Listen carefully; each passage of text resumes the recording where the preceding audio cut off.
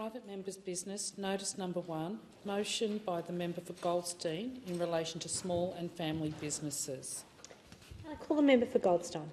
Thank you, Deputy Speaker. I move the motion relating to small and family businesses in the terms in which it appears on the notice paper. Deputy Speaker, nearly 2 million small businesses operate in Australia, often forging the safety of a salary for the opportunity for economic progress, to back them, their family and create economic opportunity for others. Most are just Aussies backing themselves. They're the engine room of the economy. They're also the creators of employment. Small businesses are often the people who give the next generation their first job in community. They didn't wait for permission. They're just living out the full aspect of commercial hope. They are the best of what we should want for our country. But they live a brutal reality. Last year, 14,500 small businesses collapsed. Record insolvencies. They're facing higher costs and regulation. State taxes like land tax and payroll tax are crippling them. Rising costs. We have a cost of small business crisis, Deputy Speaker. They pay themselves often last after they pay their staff and their suppliers. They struggle to get finance, and profit is normally more theory than is lived.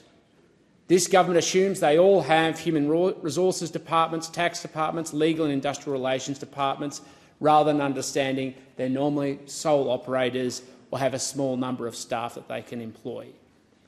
They don't want a handout from government. They just want a fair go. What they need is a champion. They need a movement to stand up and speak out for them. But from this government, they're not getting it.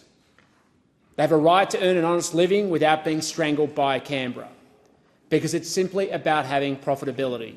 Because if you can't make a profit, you can't employ, you can't invest, you can't survive. It's about fairness, because a system designed for multinational unions should not be imposed on a family cafe with 3 staff.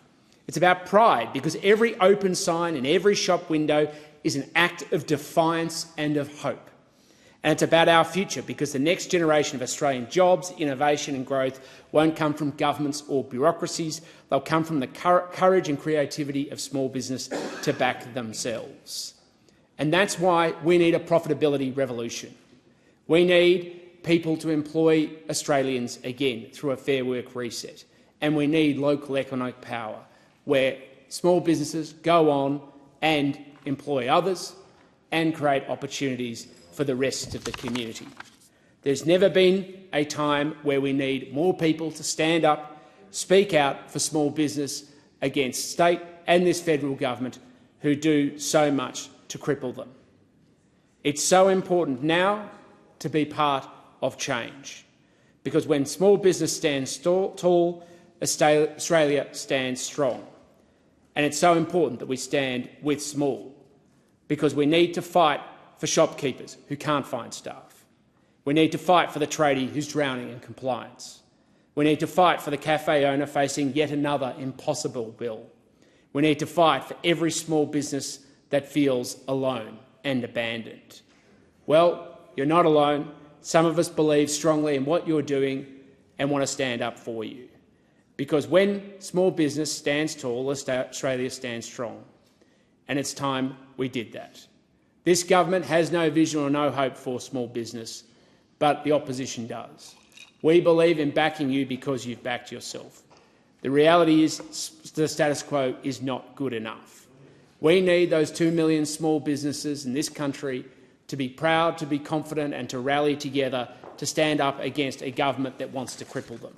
We need those small businesses to stand up and be able to have their voice heard in this nation's parliament and call out the overtaxation, the over-regulation and all of the limitations that are being put on them being able to be their best selves, to be able to support their communities. Because, Deputy Speaker, so often small businesses are on the front line of community service delivery.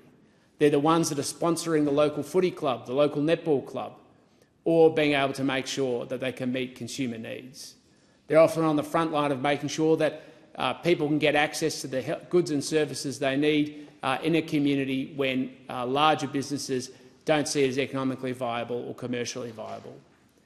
That's why small business matters so much, because it's not just about providing economic opportunities for families, but it's creating that first step on the ladder of opportunity for the next generation of Australians.